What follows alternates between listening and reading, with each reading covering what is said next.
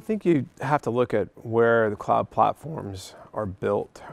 I mean, how they're built and what was put in for the foundational layer. So for us at Oracle, when we built this second generation of our cloud platform called OCI, where there's 7 different pillars of security that we take a look at in the entire platform. And then from that, each of them have a subset of different types of technology and different types of certifications and different types of user authentication processes that we use in order to be, that go into our platform. And so one of the biggest things that we did was we separated out the virtual machines and encapsulated that into a security layer.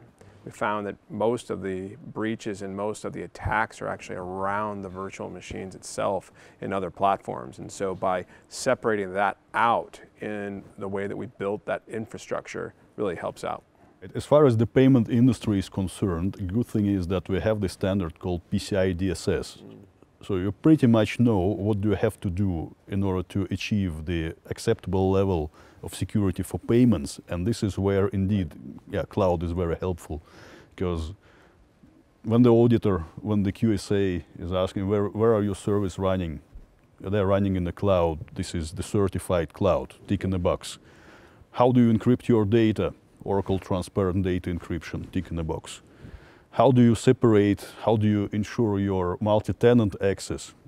Okay, we use Oracle Vault, tick in the box, and so on.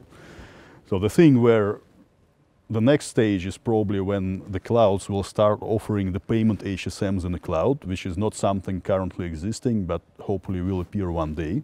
Probably one day we will see Visa and MasterCard access points moving to the cloud. Again, the industry is not yet there, so the industry is still on the hybrid cloud, but I'm sure sooner or later it would move entirely to the public cloud infrastructure.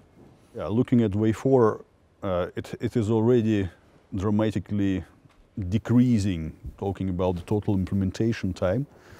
Now, most of the time basically takes to wait for the different regulatory authorities and third parties to allocate their respective slots, because there is no such thing like payment scheme certification service in the cloud. Maybe one day it will appear.